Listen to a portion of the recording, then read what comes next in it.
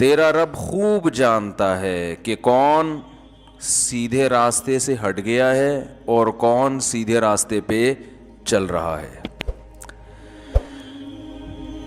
یہ جو آیت اس قسم کی قرآن میں جتنی بھی آیتیں ہیں جن میں اللہ یہ فرماتے ہیں کہ ہمیں پتہ ہے کون صحیح ہے کون غلط ہے، ہمیں معلوم ہے، تو اللہ ہمیں یہ کیوں بتاتے ہیں اور نبی کو کیوں بتا رہے ہیں کہ ہمیں پتہ ہے کہ کون سیدھے راستے پر ہے اور کون غلط راستے پر؟ وہ تو سب کو پتہ ہے کہ اللہ کو پتہ ہی ہے.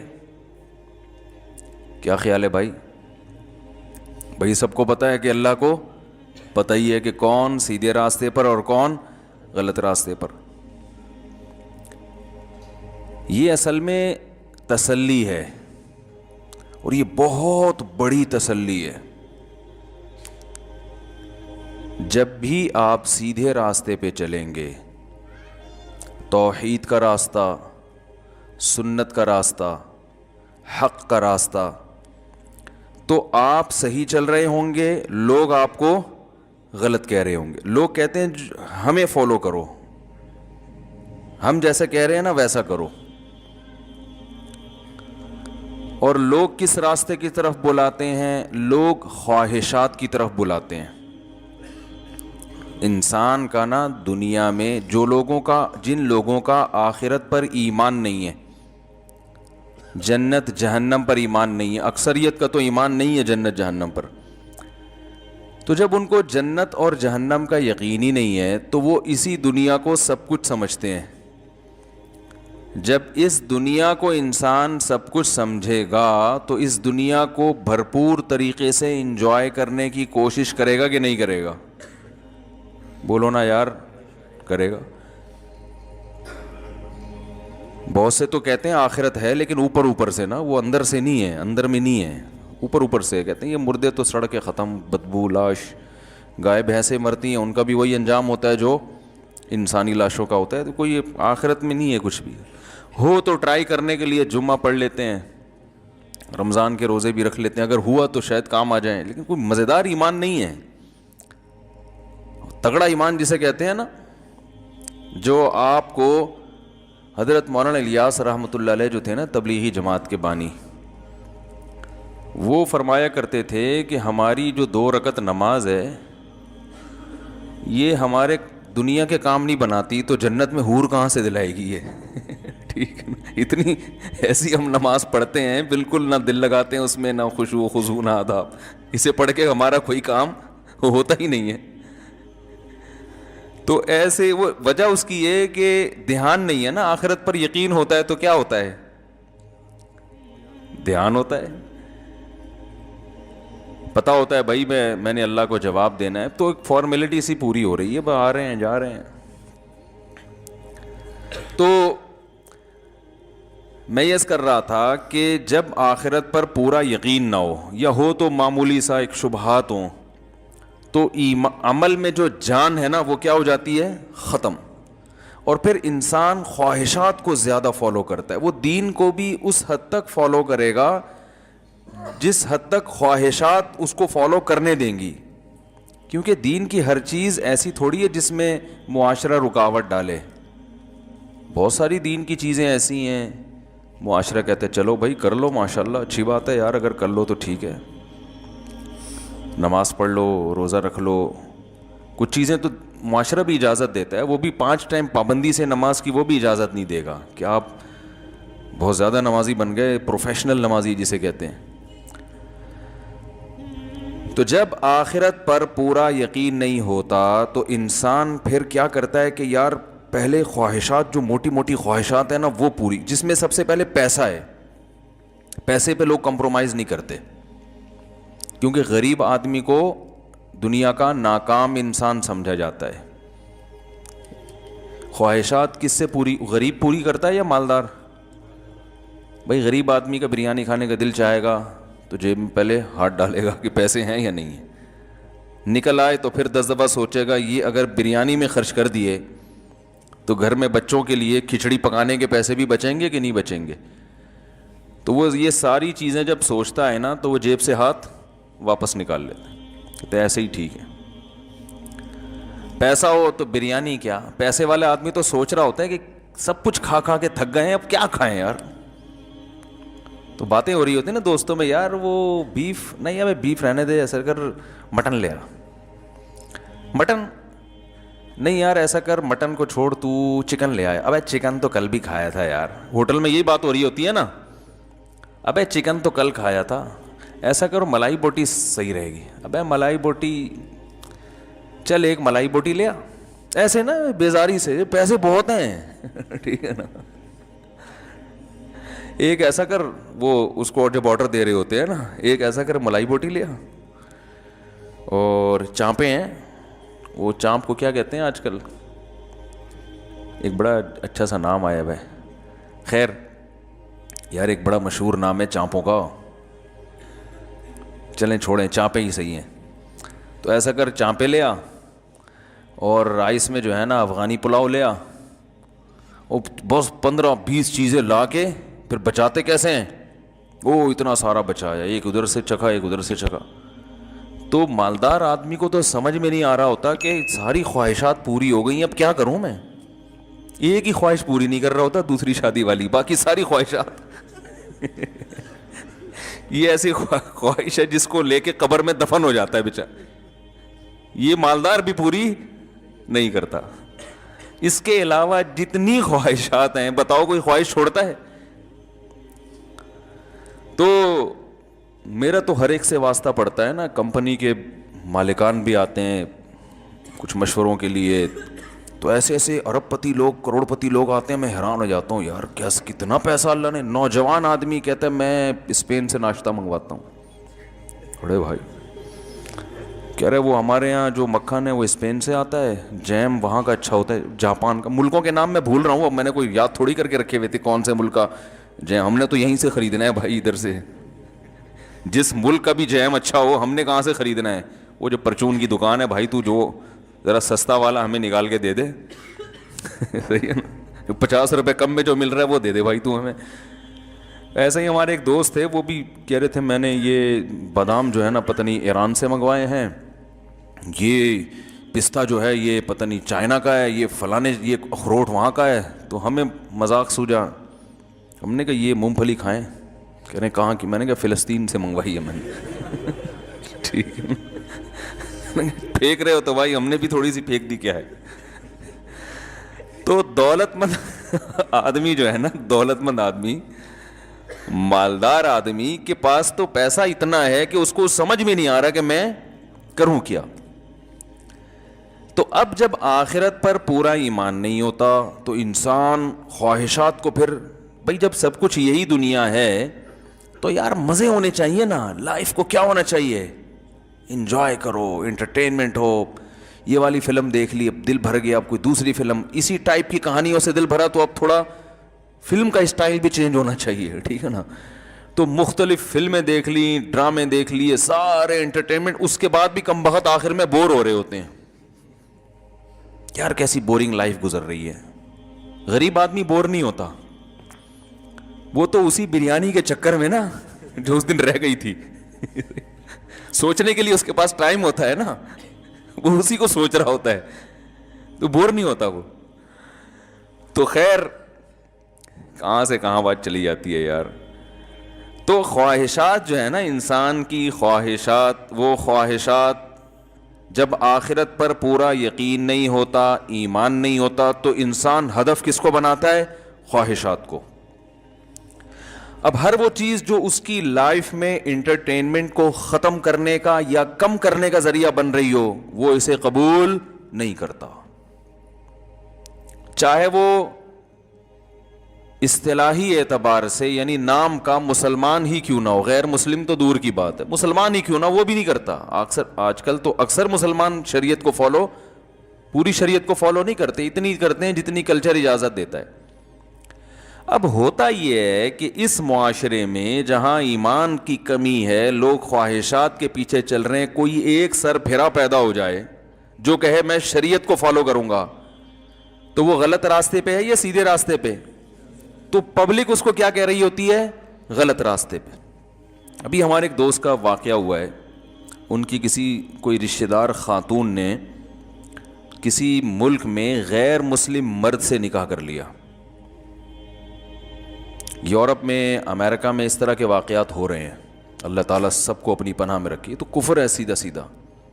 زنا پہ آپ نکاح کا لیبل لگائیں، یہ تو برائی پہ آپ نے، شراب پہ آپ حلال کا لیبل لگا کے اس کو پی رہے ہیں، یہ تو کفر ہے نا. اللہ کی آیات کے ساتھ مذاق ہے. بھائی شراب کو شراب سمجھ کے پیو، گناہ گار ہو تو اللہ سے توبہ کرو، اللہ توبہ کی توفیق دے.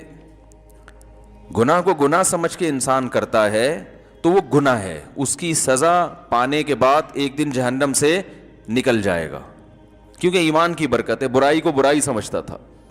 لیکن اگر آپ شراب کو فخر سے پینا شروع کر دیں، بولیں اچھا کر رہا ہوں میں، یا اس پہ حلال کا لیبل لگا دیں کہ یہ نہیں، یہ حرام ہے ہی نہیں، حلال ہے، تو وہ ان آیتوں کا انکار ہو گیا نا. قرآن کی جو آیتیں ہیں ان کا انکار ہو گیا نا، جس میں اللہ نے فرمایا انما الخمر والمیسر والانصاب والازلام رجس. اے ایمان والو، شراب، جوا اور یہ پانسے اور بت پرستی، یہ سب ناپاک چیزیں ہیں. فاجتنبوہ، اللہ نے شراب کو بتوں اور جوے کے ساتھ ذکر کیا ہے. جو بت کھڑے کیے جاتے تھے نا ان کے ساتھ، اتنے گندا عمل ہے اللہ کی نظر میں. فاجتنبوہ، چھوڑ دو اس کو. صحابہ نے یکدم چھوڑ دیا. اللہ نے کہہ دیا نجس. تو پھر بھی اگر آپ نہیں چھوڑتے اس کو تو آپ کہو میں غلط کر رہا ہوں. اب آپ دو طریقے ہوں گے جس سے اگر انسان برائی کو برائی سمجھ کے کرتا ہے نا تو بھی مسلمان ہے، کیونکہ نبی کا امتی ہے، نبی کی تعلیمات کو فالو کرنے کا التزام کیا اس نے، نہیں ہو رہا، سزا پائے گا جہنم میں، اور انشاءاللہ نبی کی شفاعت کی برکت سے نکل جائے گا. لیکن اگر آپ نے شراب کو یہ کہہ دیا کہ یہ حلال ہے تو یہ قرآن کی آیت کا انکار ہے یا نہیں ہے؟ تو اللہ کو غضب آئے گا. میں کہہ رہا ہوں حرام ہے، تو کہاں سے کہتا ہے کہ حلال ہے؟ یا آپ نے شراب کو غلط سمجھا مگر آپ اس غلط پہ فخر کر رہے ہیں. آپ کہہ رہے ہیں حرام ہے تو ہوتا رہے، یہ تو اسلام نے ایسے ہی حرام کر دیا، میں تو پیوں گا. فخر کر رہے ہو. کوئی ہے روکنے والا تو روک لے مجھے، ہم تو صحیح کر رہے ہیں. یہ تو ڈپریشن کا علاج ہے بھائی. پاگل ہیں جو لوگ شراب نہیں پیتے. چھوڑو ان مولویوں کے چکر میں نہیں پڑو. تو یہ بھی گناہ پہ فخر کے ساتھ ہے نا، یعنی کوئی آپ اللہ سے پھڈا کر رہے ہو. بھائی دیکھو، ایک پولیس والا آپ کو دیکھ لیتا ہے، آپ نے گاڑی میں سیٹ بیلٹ نہیں باندھی ہوئی، ٹھیک ہے نا، تو پولیس کے احترام میں آپ کم از کم اس وقت باندھ لیتے ہو کہ یار یہاں سے گزر جائیں پھر کھول لیں گے. لیکن آپ اس کے سامنے سیٹ بیلٹ کھول کے جا رہے ہو، پولیس والے نے دیکھا آپ کو ہاتھ دیا تو آپ کیا کر لیتے ہو؟ سوری کر لیتے ہو، یار غلطی ہو گئی، آئندہ خیال کروں گا. ممکن ہے پولیس والا چھوڑ دے، چل یار جا، آئندہ شکل سے کوئی شریف آدمی لگ رہا ہے، باتیں بھی شرافت والی کر رہا ہے، چل جا. ہو سکتا ہے چھوڑ دے، اور یہ بھی ہو سکتا ہے کہ پینلٹی لگا دے، جرمانہ لگا دے. تو آخرت کا بھی معاملہ ایسا ہے، گناہ ہو گیا تو ہو سکتا ہے آپ کی نیکیاں اتنی ہوں کہ اللہ اس گناہ کو ختم کر دے، ویسے ہی معاف کر دے. یہ بھی ممکن ہے کہ نبی کی شفاعت کام آ جائے. یہ بھی ممکن ہے کوئی خاندان میں کوئی شہید ہو، کوئی حافظ ہو، عالم ہو، وہ بخشوا دے. بہت سارے آپشن ہیں مسلمان کے پاس. لیکن اگر ایک بات بتاؤ، آپ سیٹ بیلٹ نہیں تھی، پولیس نے آپ کو روکا، آپ پولیس کے سامنے کھڑے ہو گئے، آپ نے کہا سوری نہیں کر رہے، آپ کہہ رہے ہو ہاں تو میں نہیں باندھتا، تو کیا کر لے گا میرا؟ ہے بھائی نہیں باندھ رہا میں سیٹ بیلٹ. وہ آپ کو لاء کی کتاب دکھاتا ہے کہ دیکھو لاء میں یہ لکھا ہوا ہے کہ سیٹ بیلٹ باندھنا ضروری، حکومت پاکستان کا قانون ہے. آپ کہتے ہو میں اس قانون کو نہیں مانتا. پولیس والا چھوڑے گا آپ کو؟ ایک صورت میں چھوڑے گا کہ آپ اس سے بھی بڑے کوئی پولیس والے ہو.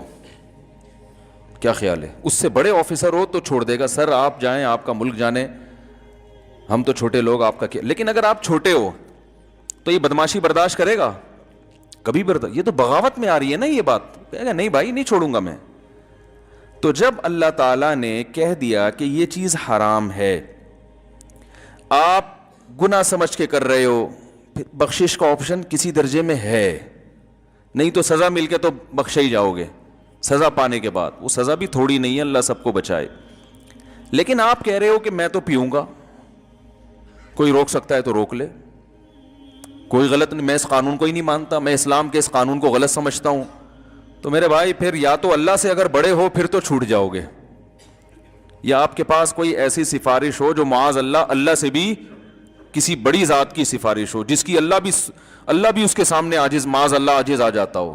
تو ظاہر ہے ایسا تو کوئی بھی نہیں ہے. اس مائک کو کیا ہو رہا ہے بھائی؟ کچھ لگ رہا ہے کچھ نہیں, یہ مائک کی بیٹری مجھے لگ رہا ہے کمزور ہو رہی ہے. آواز جو ہے نا اس کی آہستہ آہستہ, جیسے بیٹری جب کمزور ہوتی ہے نا اس کی, جو جہاں سے آوازیں آ رہی ہیں جی, تو جو ہے نا پھر نہیں چھوڑے گا آپ کو وہ. تو اللہ کافر کی بخشش کا آپشن اللہ نے ختم کر دیا اسی وجہ سے کہ تم تو اکڑ کے زندگی گزارتے تھے, تم تو مانتے ہی نہیں تھے, تو اس موت سے پہلے توبہ کر لی تو ٹھیک ہے, نہیں تو پھر نہیں بخشش. اللہ کہے گا نہیں چھوڑوں گا. تو یاد رکھو آج ایک بڑی مصیبت یہ ہو گئی ہے یورپ میں, یو ایس اے وغیرہ میں ایسے کچھ واقعات سامنے آ رہے ہیں کہ مسلمان لڑکی غیر مسلم مرد سے نکاح کر رہی ہے, حالانکہ قرآن کے صاف الفاظ ہیں وَلَا تُنْكِحُ الْمُشْرِكَاتِ وَلَا تُنْكِحُ الْمُشْرِكِينَ حَتَّى يُؤْمِنَّا. مشرک مرد سے عورت نکاح, مسلمان عورت نکاح نہیں کر سکتی جب تک کہ وہ ایمان قبول نہیں کر لیتا, اسلام قبول نہیں کر لیتا. مرد کو اجازت ہے کہ عیسائی یا یہودی عورت سے نکاح کر سکتا ہے چند شرطوں کے ساتھ. وہ شرطیں میں اکثر بیانات میں علماء سے آپ سنتے رہتے ہیں, ہم بھی بتا چکے ہیں. لیکن عورت کو کسی صورت میں اجازت نہیں ہے کہ وہ غیر مسلم مرد سے, اور مسلمان بھی صرف یہود و نصارہ, عیسائی, کرسچن اور یہودی, ہندو لڑکی سے مسلمان نکاح بولو بھائی نہیں کر سکتا. مسلم جو ہے وہ سکھ لڑکی سے نکاح نہیں کر سکتا. تو یہ شرط ہے, یہ اللہ نے حکم دے دیا. اب کسی غیر مسلم کو اگر اس پہ اعتراض ہو رہا ہے کہ بھائی اسلام نے ایسی پابندی کیوں لگائی, تو بھائی یہ تو اسلام جانے, اسلام کو فالو کرنے والے جانے نا, اس میں آپ کو کیا اعتراض ہے؟ اسلام آپ کو کوئی چھیڑ تھوڑی رہا ہے, کوئی تنگ تھوڑی کر رہا ہے, آپ کو آپس میں نکاح کی اجازت دے رہا ہے. اسلام نے غیر مسلموں کے بارے میں اتنا بڑا ظرف رکھا ہے کہ اگر کوئی میاں بیوی جو غیر مسلم تھے ان کی شادی ہو گئی, اسلام قبول کرتے ہیں, تو اس دوبارہ سے ان کو نکاح کی ضرورت نہیں ہے. اسلام ان کے پرانے نکاح کو جو ان کے مذہب کے مطابق ہوا تھا اس کو صحیح مانتا ہے. سمجھ رہے ہیں بات کو؟ کسی ہندو نے ہندو لڑکی سے شادی کی, اب مسلمان ہو رہے ہیں دونوں, تو دوبارہ نکاح کی پڑھوانے کی ضرورت نہیں ہے. ان کی جو اولاد ہوئی وہ بھی حلال سمجھی جائے گی, اور یہی سمجھا جائے گا کہ ان کا جو ہندو مذہب کے مطابق نکاح ہوا تھا, تو چونکہ ان کے مذہب میں یہ نکاح درست ہے, اس طریقے سے نکاح ہوتا ہے, تو جب اسلام لائیں گے تو اسلام کہے گا ہم آپ کے مذہب کے مطابق جو نکاح ہوا تھا اس کو درست مانتے ہیں. تو ان کے مذہب کو اسلام نے چھیڑا ہی نہیں ہے اس معاملے میں. لیکن اسلام نے اپنے فالوورز پہ پابندی لگائی ہے کہ آپ اگر نکاح کرنا چاہتے ہو تو یہ شرط ہے, مسلمان لڑکی غیر مسلم مرد سے نکاح نہیں کر سکتی, ہوگا ہی نہیں نکاح, کل عدم ہے وہ. اب قرآن نے صاف لفظوں میں بیان کر دیا, پوری امت کا اجماع ہے, اسلام کا ایک حکم ہمارے سامنے آ گیا. اب اگر مسلمان لڑکی کسی غیر مسلم مرد سے نکاح کرتی ہے تو ظاہر ہے وہ نکاح کر کے جو ان کے درمیان سیکشول ریلیشن ہوگا اس کو حلال سمجھ رہی ہے نا, لیگل سمجھ رہی ہے, حالانکہ اکارڈنگ ٹو شریعہ وہ لیگل نہیں ہے. تو آپ ایک انلیگل چیز کو پہ لیبل کیا لگا رہے ہیں؟ لیگل کا. تو یہ اللہ کے ساتھ مذاق ہو گیا کہ نہیں ہو گیا؟ اللہ کی آیات کے ساتھ. تو یہ تو کفر ہے صریح, اس کی بالکل اجازت نہیں, اور یہ زنا ہے, اس میں اور زنا میں کوئی فرق نہیں ہے. تو اب ہوا یہ کہ کسی کے خاندان میں کسی خاتون نے ایسا کیا, جو خبر مجھے پہنچی ہے, اب غلط خبر پہنچی ہے تو بھائی میں نہیں جانتا, لیکن بالفرض میں فرض کر لیتا ہوں یہ خبر صحیح ہے, کیونکہ مجھے جو مستند ذرائع سے خبر پہنچی وہ یہ پہنچی کہ غیر مسلم مرد سے کیا ہے. واللہ عالم, ہو سکتا ہے وہ چھپ کے مسلمان ہو گیا ہو, تو ممکن ہے وہ اس نے اسلام کو لوگوں کے سامنے ظاہر نہ کیا ہو, لڑکی کے سامنے بتا دیا ہو کہ میں مسلم ہوں. بعض دفعہ ڈرتے بھی ہیں لوگ, لیکن ہمیں جو خبر پہنچی وہ یہ پہنچی کہ وہ غیر مسلم ہے. اب کیا ہوا ہے کہ جب پتہ چلا کہ غیر مسلم ہے تو خاندان نے بہرحال وہ سیلیبریٹ کیا, کوئی بات نہیں, شادی تو شادی ہوتی ہے, کارڈ بھی چھپ رہے ہیں, لوگ مبارک. ایک تھا سر پھرا کوئی, اس نے کہا بھائی یہ میں نہیں اس میں جاؤں گا اس شادی میں, اور یہ غلط ہو رہا ہے. اس نے واٹس ایپ پہ فیس بک پہ آواز اٹھائی, یہ غلط ہے, حرام ہے, ناجائز ہے, زنا کو پر نکاح کا لیبل مت لگاؤ, میرج کا لیبل مت لگاؤ. تو اب کیا ہوا ہے کہ بجائے اس کے کہ بات کو مانا جاتا, خاندان اس کے خلاف ہو گیا. یہ پاگل ہے, یہ جو ہے نا وہ معاشرے میں وہ پھیلا رہا ہے ایک یعنی ایک جذباتیت کو فروغ دے رہا ہے. تو میں نے تو خیر ان صاحب سے کہا, میں نے کہا آپ نے اپنا فرض ادا کر دیا, دوبارہ اس پہ آواز اٹھانے کی ضرورت نہیں ہے, بس آپ نے بائیکاٹ کر لیا, نہیں گئے اور آپ نے ان کو بتا دیا یہ حرام ہے, ناجائز ہے. اتنا اس زمانے میں تبلیغ کافی ہے, بار بار ایک چیز کے پیچھے نہیں پڑو,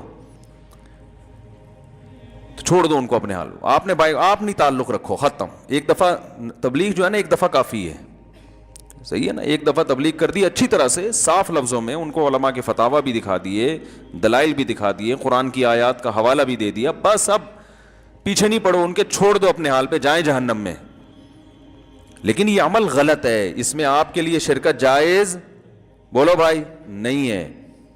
اگر ایسا میرٹ جوڑا آپ کے گھر آتا ہے, آپ نہیں مل سکتے, بولے بھائی نہیں, یہ اس کی اجازت نہیں ہے. برائی پہ آپ اچھائی کا لیبل لگا کے گھوم رہے ہو, یہ ہم تو اس میں شریک نہیں کریں, شرکت نہیں کر سکتے.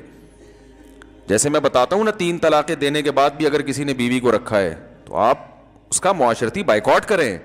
یہ تو اسلام کے ساتھ مذاق ہے. جب 3 طلاقیں دے دی ہیں تو بیوی تھوڑی ہے وہ, اسلام نے کہا ختم, اللہ نے قرآن میں کہہ دیا ختم. جب بیوی نہیں ہے تو کس بیس پہ وہ اس کو لے کے گھوم رہا ہے؟ وہ بولے میری گرل فرینڈ ہے, پھر آپ اس کو نصیحت کر سکتے ہو, یار گرل فرینڈ کا اسلام میں تصور نہیں, کیونکہ اب اس سے اسلام تو چینج نہیں ہو رہا نا. گرل فرینڈ ہے تو بھائی گرل فرینڈ تو بہت سے لوگوں نے رکھی ہوئی ہے, آپ نے بھی رکھی ہوئی ہے, غلط کر رہے ہو بھائی, دیکھو شادی کر کے رہا کرو وغیرہ وغیرہ. یہ تو کیونکہ گناہ پہ حلال کا لیبل, بولو بھائی, نہیں لگا رہا.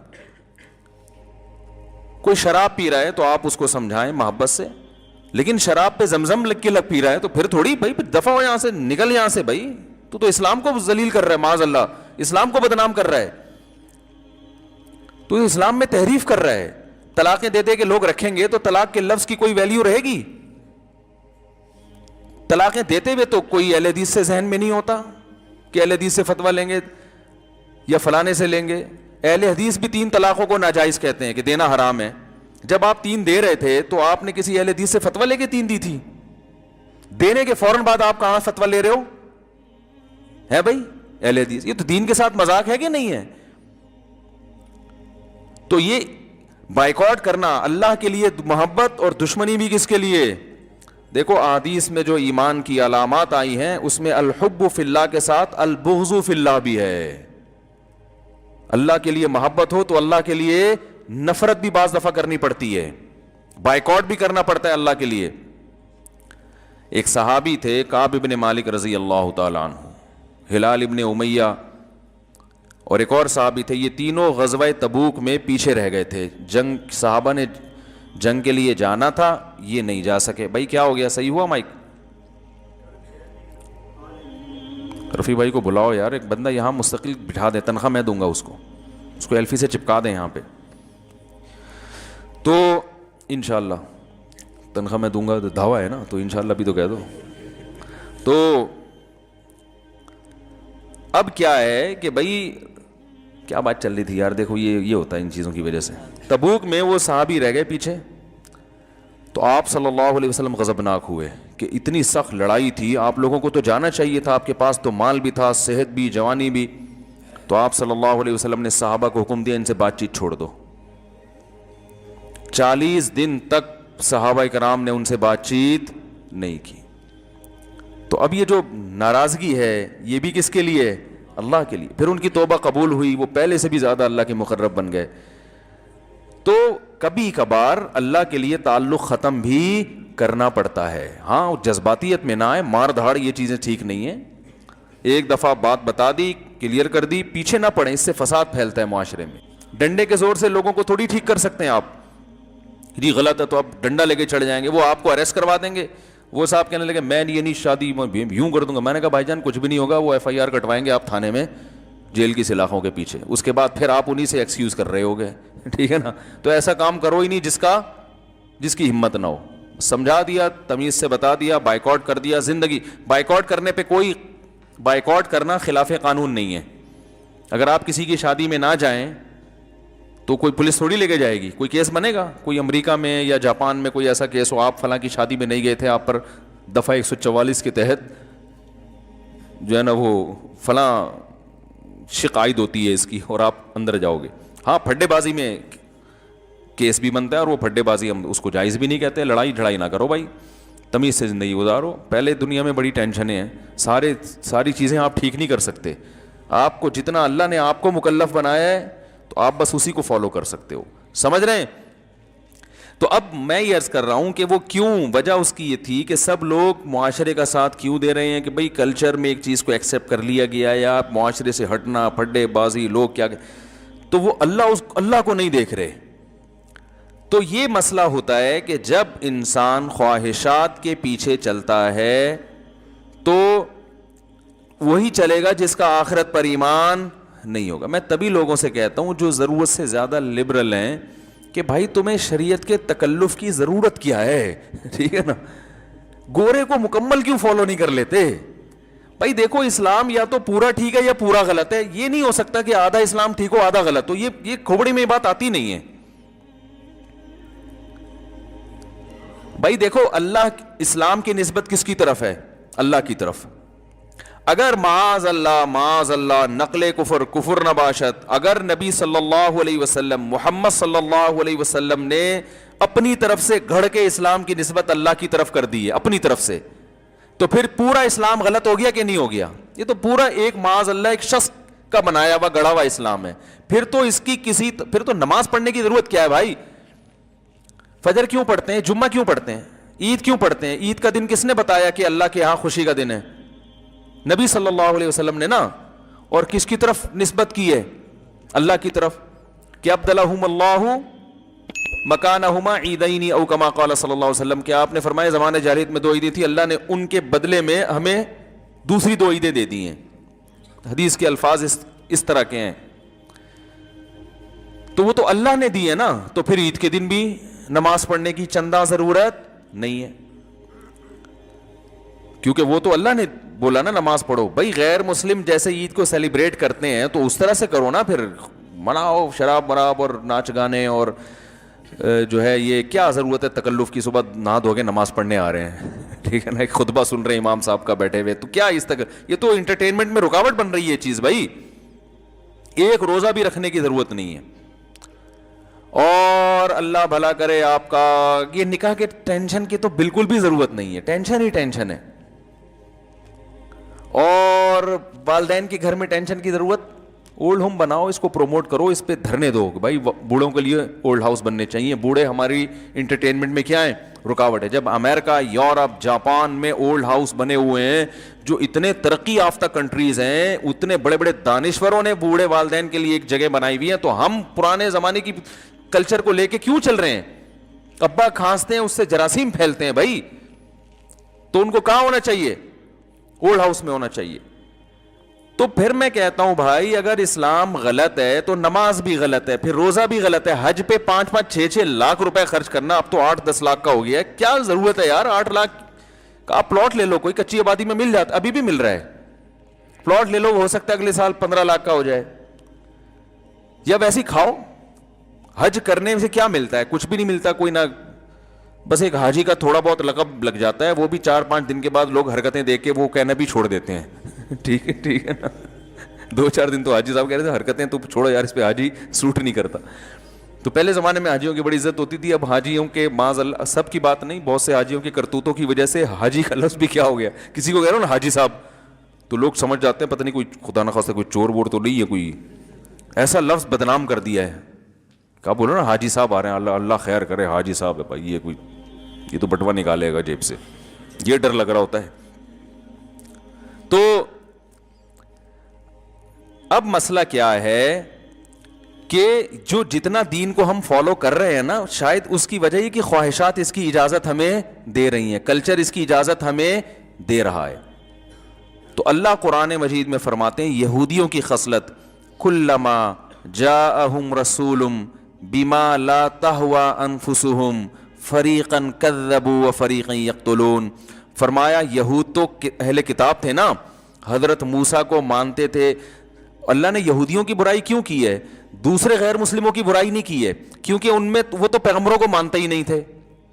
یہود نے تو حضرت موسیٰ کو بنفس نفیس دیکھا, موسیٰ علیہ السلام کی تعلیمات ان کے پاس آئیں, تورات محفوظ ہو کے ان کے پاس آئی, اور ان کے باپ دادا نے ان کو بتایا کہ کیسے اللہ نے فرعون سے ہمیں نجات عطا فرمائی, سارے معجزے, وہ تو بہت اچھی طرح ان کو تو یقین تھا, لیکن اللہ فرماتا, اور ان کو یہ بھی پتا تھا پیغمبر مزید آتے رہیں گے معجزوں کے ساتھ.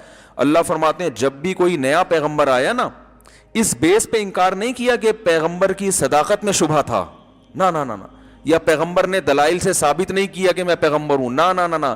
اللہ فرماتے ہیں لا تہوا انفسہم, پیغمبر جب بھی آتے تو کچھ ایسے احکام لے کر آتے جو ان کی خواہشات کے خلاف ہوتے تھے. سمجھ رہے ہیں؟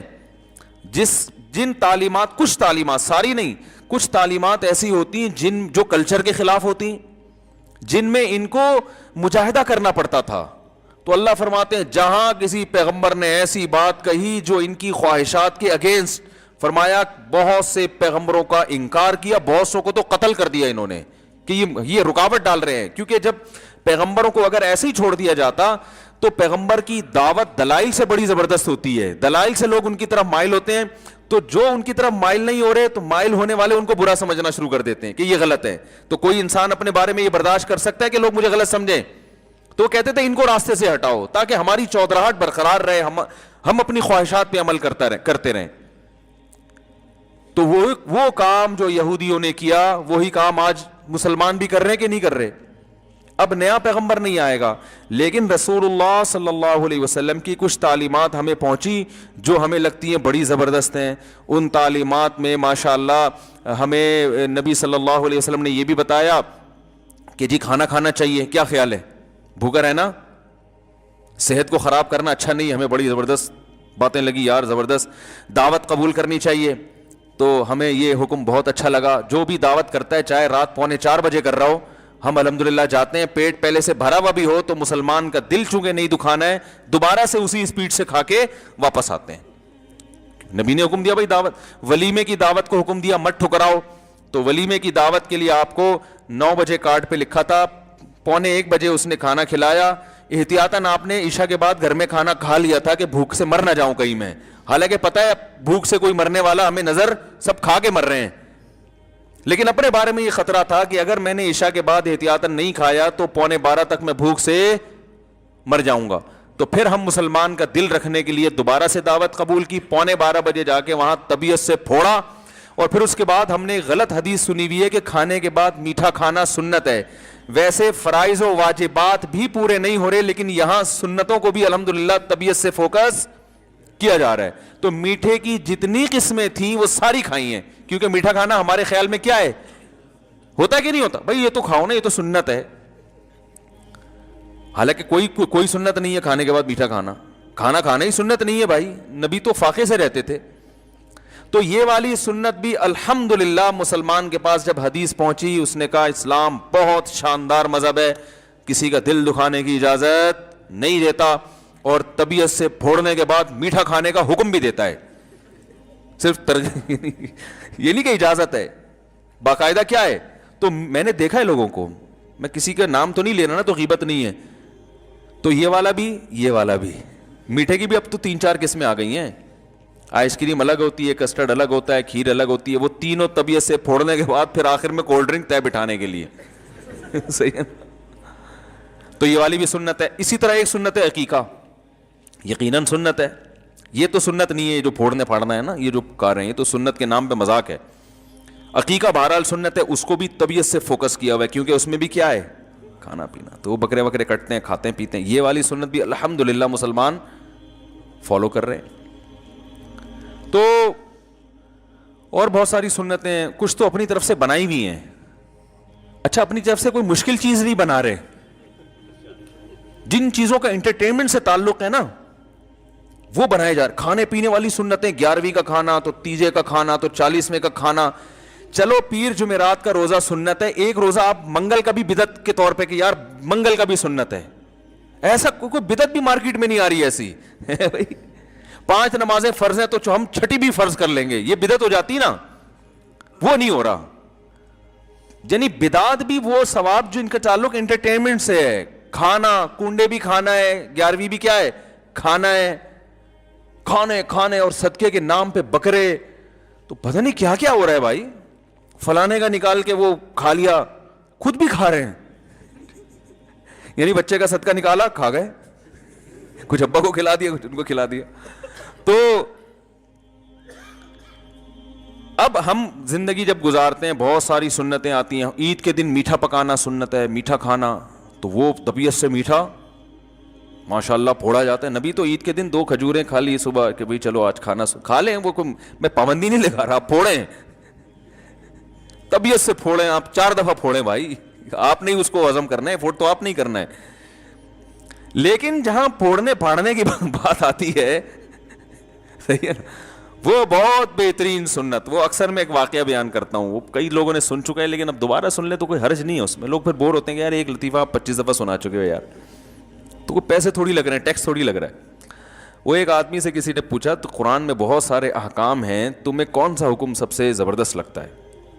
اس نے کہا قربان جاؤں, قرآن کے آرڈر تو بہت ہیں, نماز پڑھو, جہاد کرو, زکوٰۃ دو, یہ کرو, وہ کرو, ماں باپ کے سامنے اف نہ کرو, لیکن ایک حکم ہے جس کو میں نے طبیعت سے فوکس کیا ہوا ہے کہ سارے حکم کو توڑ دینا تو صحیح نہیں, ایک حکم تو پکڑو نا کم از کم. انہوں نے کہا کون سا والا؟ کہنے کلو وشربو, کھاؤ اور پیو, قرآن میں آتا ہے.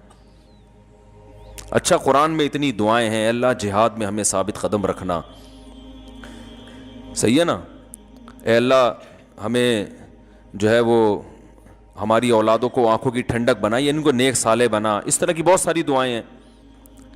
تو آپ کو کون سی دعا پسند ہے؟ اس نے کہا بہت پیاری دعائیں ہیں, قربان جاؤں قرآن کی دعاؤں پر ایک دعا بڑی ٹائٹ ہے, ربنا انزل علینا مائدۃ من السماء, اے اللہ آسمان سے ہمارے لیے دسترخوان اتار دے. تو ہمارا بھی یہی حال چل رہا ہے بھائی. تو رسول اللہ صلی اللہ علیہ وسلم جب بہت سارے احکام لے کر آئے, تو آپ صلی اللہ علیہ وسلم کا کوئی حکم جب ہمیں ہماری چاہت کے خلاف لگتا ہے تو وہ پھر معاملہ کیا ہو جاتا ہے؟ خراب. اور یاد رکھو چاہتوں کی 2 قسمیں ہیں. ایک قسم تو وہ آپ کی نفسانی خواہش, جیسے بد نظری ہے, انسان کا دل نظر جھکانے کا چاہتا ہے, اٹھانے کا زیادہ چاہتا ہے. جب کسی حسین عورت کو دیکھتا ہے تو دل چاہتا ہے دیکھو, اسلام کیا کہتا ہے؟ نظر جھکاؤ. رمضان میں اسلام کہتا ہے روزہ رکھو, دل چاہتا ہے کھانا کھا لو. یہ وہ چیزیں جس میں کلچر آپ کی راہ میں رکاوٹ نہیں بن رہا, بلکہ یہ آپ کی اپنی اندر کی جو ڈیزائرز ہیں, اپنے اندر کی خواہشات ہیں, وہ رکاوٹ بن رہی ہیں.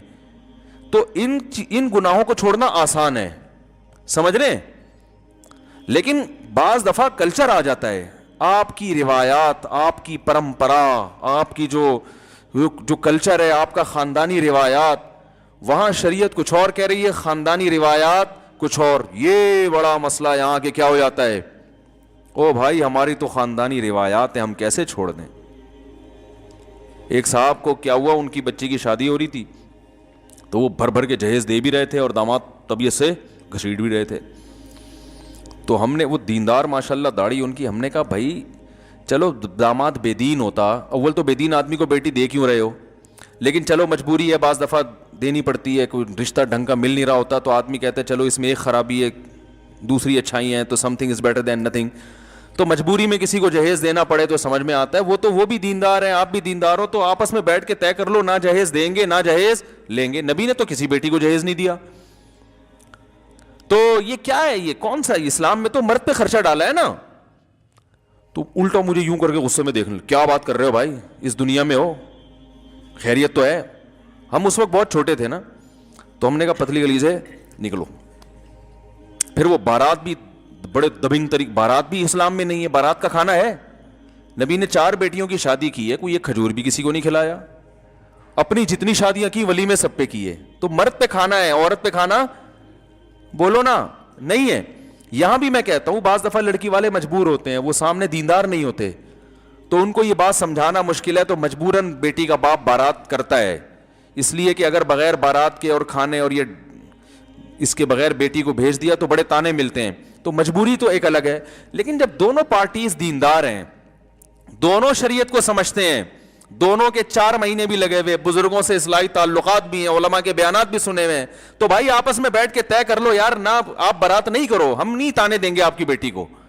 تانے جب دیں گے جب بارات کی, تو ہم کہیں گے یار باتیں بڑی کرتے, اور دیکھو جو ہے نا ویسے بڑی شریعت اور اپنی بچی پہ اتنی بڑی بارات کر دی. اس پہ تو تانے مل سکتے ہیں کہ تمہارا باپ جو ہے نا باتیں کرنے میں ماسٹر ہے, ویسے پوری بارات اس نے کی ہے. تو تانے تو اس پہ دینے چاہیے نا. کہ بھائی جب بارات اسلام میں نہیں ہے تو بہو کو تانے ملیں ساس کی طرف سے کہ تمہارے باپ نے پھر بارات کی کیوں, ویسے تو بڑی باتیں کرتا ہے وہ ہے بھائی, لیکن تانے کس پہ مل رہے ہوتے ہیں کہ بارات کیوں نہیں کی. تو جب دونوں پارٹیاں دیندار ہیں تو بھائی مل بیٹھ کے طے کر لو بارات بولو بھائی نہیں ہوگی. چند لوگ آئیں گے, خواتین آئیں گی, دلہن کو پک کر کے لے جائیں گی, ٹھیک ہے نا, پھر اگلے دن ولیمہ ہوگا جس میں جس کو بلانا ہے بلاؤ. لیکن آپ ذرا چھیڑ کے تو دیکھ لو, چھیڑ کے دیکھو آپ, ہم نے تو چھیڑا ہوا ہے نا, وہ ایک دم ایسے ایک دم کیا بات کر رہے ہو بھائی, کیا کر رہے ہو, تو ایسے لگتا ہے جیسے وہ اجنبی بن جاتے ہیں, پہچاننے سے انکار کر دیتے ہیں کہ کیا مریخ سے آئے ہو, کیا چاند سے آئے ہو. یعنی بزبان حال وہ یہ کہہ رہے ہوتے ہیں کہ تم اس زمین کے ہاتھ کیسی باتیں کر رہے ہو, او بھائی ہم صحیح باتیں کر رہے ہیں, آپ پاگل ہو گئے ہو, سمجھ رہے ہیں, آپ پاگل ہو گئے ہو. تو وہ میں نے شیخ الحدیث مولانا زکریا رحمۃ اللہ علیہ کا واقعہ سناتا ہوں, اپنی بیٹیوں کی شادی بڑے آرام سے کر دی, انہوں نے نکاح پڑھا دیا, چلو بھائی لے جاؤ. تو وہ لوگوں نے اتنی باتیں بنائی, انہوں نے باقاعدہ کتاب میں لکھا ہے, ایسے ہی تماشے کیے لوگوں نے. ایک طرف روتے رہتے ہیں, پیٹتے رہتے ہیں, ابے بیٹیاں بوجھ بن گئی ہیں بھائی, بڑے خرچے ہو گئے, غریب آدمی تو بیٹی کی شادی کر ہی نہیں سکتا. دوسری طرف جب کوئی سادگی سے ہو رہی ہے تو ہونے بھی نہیں دے رہے, اس کو پروموٹ نہیں کر رہے. تو یہ تو کبھی کبھار سوچتا ہوں, میں نے تو کبھی نہیں سوچا کہ میں حاکم بنوں گا, لیکن خوابوں کے میں تو مزے لے سکتا ہے نا انسان. تو کبھی کبھار میں سوچتا ہوں کہ اگر میں وزیر اعظم بن گیا بھاری اکثریت کے ساتھ, ایسا وزیر اعظم نہیں کہ اس کی سنی نہ جا رہی ہو, آج کل وزیر اعظموں کی اس ٹائپ کی قسمیں آ رہی ہیں. یہ جمہوری نظام ہمارا جو ہے نا یہ کامیاب نہیں ہے, جو جس طرح سے ہمارا سیٹ اپ چل رہا ہے نا, یہ اس میں کچھ بھی نہیں ہو سکتا, کچھ بھی نہیں ہو سکتا, ملک ترقی کر ہی نہیں سکتا اس میں. تو اس میں پبلک کو خوش کرنے کے لیے کوئی الٹے کام کرنے پڑتے ہیں. پبلک چونکہ الٹے کاموں سے زیادہ خوش ہوتی ہے, سیدھے کاموں سے خوش نہیں ہوتی, یہ سسٹم ہی ایسا چل رہا ہے. تو اب کیا ہے کہ اب دیکھو, اگر جمہوری نظام مسجدوں میں بھی آ جائے, میں 5 سال کے لیے منتخب ہوتا مسجد کا امام, تو جو کام میں آج یہاں کر رہا ہوں ایک اپنائیت کا احساس ہوتا ہے نا, میری مسجد ہے, ٹھیک ہے نا, ایک اپنائیت کا تو انسان اس کے لیے کوشش کر. مجھے اگر پتا ہوتا ہے کہ میں 5 سال کے لیے امام بناؤں یہاں پہ, 5 سال کے بعد اگلی مسجد, تو کہیں بھی نہیں پنپ, کہیں کسی جگہ کے بھی میں اس علاقے کی کمزوریاں کیا ہیں, خوبیاں کیا ہیں, یہاں کس قسم کے لوگ آ رہے ہیں, ان کو کس قسم کے بیانات کی ضرورت ہے, یہ چیزیں سمجھنے میں 5 سال لگتے ہیں. جب سمجھنے کا ٹائم آتا تو یہاں سے ایسے علاقے میں جا چکے ہوتے جو بالکل ایک الگ علاقہ ہوتا, اور اگر کوئی دوسرے ملک میں چلے جاتے پھر تو بہت ہی پاگل ہو جاتے. تو ایک آدمی 5 سال کے لیے بنتا ہے, اس کے جانے کا ٹائم آتا ہے, ابھی وہ سمجھنا شروع کرتا ہے کہ ہو رہا کیا ہے, تو اس کے جانے کا ٹائم آ چکا ہوتا ہے. اور اس دوران بھی اپوزیشن اس کی ٹانگیں کھینچ رہی ہوتی ہے مسلسل. یعنی وہ اگر 5 سال کامیاب بھی رہ بھی تا ہے نا, تو آدھا کام وہ ملک کے لیے سوچنے میں اور آدھا اپنی سیٹ بچانے میں لگا رہا ہوتا ہے وہ. اس کے بعد بھی 5 سال پورے نہیں ہوتے, 2.5-3 سال میں ہی وہ نکل چکا ہوتا ہے. پھر کوئی اگلا آتا ہے تو وہ پھر اس کو بھی سمجھ میں نہیں آ رہا ہوتا کیا, پھر لہذا اب پتہ ہے ہو کیا رہا ہے, وہ اب یہ کہتے ہیں یار ملک کو ایک طرف رکھو, یہ تو سمجھ میں آ گیا نا کہ میرا فائدہ کس چیز میں ہے, تو اپنے آپ کو پہلے فوکس کرتے ہیں ہمارے حکمران, اس کے بعد ملک دوسرے درجے میں. تو یہ سسٹم ایسا خراب ہے کہ یہ نہیں چل سکتا, یعنی اس سے ملک کو فائدہ نہیں ہوگا. لیکن اب کوئی آلٹرنیٹ ہے نہیں تو اسی کو برداشت کریں, کیا کر سکتے ہیں. تو خیر کیا کہہ رہا تھا یار, میں جلدی سے, میں وزیر اعظم تھوڑی دیر کے لیے فرض کر لو بنا ہوا ہوں, تو میرے دماغ میں پتہ ہے کیا آتا ہے, اب کلپ نہ بن جائے یار, اس پہ ایک مذاق بن جاتا ہے, یہ پتہ نہیں کیا اونچے اونچے خواب دیکھنے پہ گورنمنٹ کی طرف سے کوئی پابندی نہیں ہے, بن جائے تو بھی کوئی اس وضاحت کے ساتھ بن جائے کلپ تو پھر ٹھیک ہے. تو فرض کریں میں وزیر اعظم بن گیا, تو میرے ذہن میں پتہ ہے کیا خیال آتا ہے, سب سے پہلے میں کیا کروں گا, مزاروں کو گراؤں گا, کیونکہ اسلام کی ابتدا کہاں سے ہوتی ہے. اب خادم حسین رضوی کے ساتھ میرا لوگ بنا دیں گے, انہوں نے کہا تھا نا میں قرضہ ایسے ختم کروں گا, تو اب میرے ساتھ بھی لوگ ٹک ٹاک میں نہ لے آئیں کہ یہ ملک کی اصلاح ایسے کریں گے. انہوں نے کہا تھا نا کہ میں قرضہ ایسے ختم کروں گا, تو وہ تو پتہ نہیں ویسے ختم ہوگا کہ نہیں ہوگا, لیکن بہرحال ڈر لگتا ہے کہ ٹک ٹاک نہ بنا دیں کوئی لوگ. تو خیر فرض کر لیں بن گئے, یا میں کیوں آپ بن گئے, یہ ان پہ بلی رکھو نا, آپ وزیر اعظم بن گئے, مجھ سے مشورہ لینے کے لیے آئے کہ میں کیا کروں, تو میں آپ سے کہوں گا سب سے پہلے تو یہ مزار گراؤ. نبی صلی اللہ علیہ وسلم نے حکم دیا کوئی قبر ایک بالش سے اونچی ہو تو اسے گرا دو, حضرت علی کو حکم دیا تھا نا. تو سب سے پہلے تو بھائی ایک اللہ پہ تو آ جائیں نا, تو مزاروں سے تو بت پرستی شرک پھیلتا ہے. لوگ مسجد میں آنے کے بجائے اپنی مرادوں پوری کرنے کے لیے کہاں جا رہے ہیں؟ مزاروں پہ. حالانکہ جو مزار والا ہے اس کو بھی اللہ نے حکم دیا تھا کہ مسجد میں آؤ. تو آپ کو بھی تو مسجد ہے نا. نبی صلی اللہ علیہ وسلم مراد پوری کرنے کے لیے مسجد میں جاتے تھے نا. کیا خیال ہے بھائی؟ بیت اللہ جایا کرتے. ہم بھی جب جاتے ہیں حج کرنے تو مسجد نبوی جاتے ہیں یا حج کرنے بیت اللہ جاتے ہیں؟ حج عبادت ہے نا. تو عبادت کی جگہ کہاں ہے؟ عبادت کی جگہ مسجد ہے. مسجد نبوی ہے یا مسجد حرام ہے، وہ ہے عبادت کی جگہ. تو سب سے پہلے کیا کرنا چاہیے؟ کیا گرائیں گے ہم؟ مزار گرائیں گے. سب برابری. جتنے مجاور مزاروں پہ بیٹھے ہوئے ہیں ان کو سروس اسٹیشن لے جا کے نہلا دھلا کے توبہ کروا کے چلو بھائی گھر جاؤ. پھر بھی باز نہیں آتے تو جیل جاؤ. کیونکہ یہ بڑے گندے ہوتے ہیں. آپ کو پتہ ہے مجاور یہ نہائے نہیں ہوتے کئی دنوں سے. ان کو ٹائم ہی نہیں ملتا. اتنا پیسہ اکٹھا کر رہے ہوتے ہیں نا کہ نہانے وانے کا ٹائم نہیں ملتا ان کو. تو باطنی طہارت بھی ظاہری سروس پہ، کیونکہ نہانے سے ویسے عام واش روم میں نہانے سے یہ نہیں، یعنی اتنا باقاعدہ سروس کروانی پڑے گی. صحیح ہے. تو یہ سارے پابندیاں بھائی ایک عام قبروں کی طرح ہیں. کوئی ٹھیک ہے بزرگوں کا احترام، جو صاحب قبر ہے وہ تو ٹھیک ہے، وہ تو ہر وقت احترام تو جو بھی اللہ والے ہیں. لیکن قبر تو کچی ہی ہوگی، ایک بالی سے زیادہ اونچی نہیں ہوگی. اور قبر پرستی نہیں ہوگی. وہاں کوئی کسی کو مستنڈے کو بیٹھنے کی اجازت نہیں ہوگی. قبر پہ آؤ، اپنے لیے دعا مانگو، بزرگ کے لیے بھی مانگو، پتلی گلی سے نکلو. جیسے نبی صلی اللہ علیہ وسلم سے زیادہ معزز قبر کس کی ہو سکتی ہے؟